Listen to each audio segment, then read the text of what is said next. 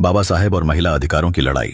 जब बाबा साहेब ने कहा, उठो, अब तुम पीछे नहीं रहोगी उस दौर में जब महिलाएं घूंघट के पीछे थीं, जब उन्हें स्कूल जाना तो दूर, बोलने का भी हक नहीं था, तब एक आदमी खड़ा हुआ और बोला, अगर देश को सच में आजाद करना है तो सबसे पहले महिलाओं को आजाद करना होगा। वो थे बाबा साहेब अंबेडकर।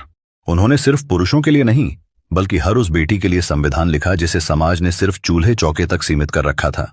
उन्होंने कहा, शिक्षा पर पहला हक बेटी का है और कानून में बराबरी सिर्फ किताबों में नहीं, जमीन पर दिखनी चाहिए। साल 1937 में जब हिंदू कोड बिल पर चर्चा हुई तो विरोध हुआ। कहा गया, औरतों को ज्यादा अधिकार दोगे तो घर टूट जाएंगे। लेकिन बाबा साहेब डटे रहे। उन्होंने कहा, अगर घर बराबरी से नहीं चल सकता तो ऐसा घर टूट जाना ही बेहतर है। उन्होंने विधवा विवाह, संपत्ति में हक, तलाक का अधिकार, वो सब कुछ लिखा जो उस समय सोचना भी क्रांति से कम नहीं था। और जब विरोध ज्यादा बढ़ा तो उन्होंने इस्तीफा दे दिया, लेकिन अपने सिद्धांत से समझौता नहीं किया, क्योंकि बाबा साहेब जानते थे, अगर एक महिला शिक्षित होती है तो पूरा समाज शिक्षित होता है।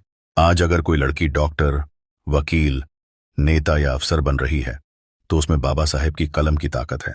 उन्होंने सिखाया, औरत को आराधना नहीं, अधिकार चाहिए, और जब वो जागेगी तो दुनिया बदलेगी।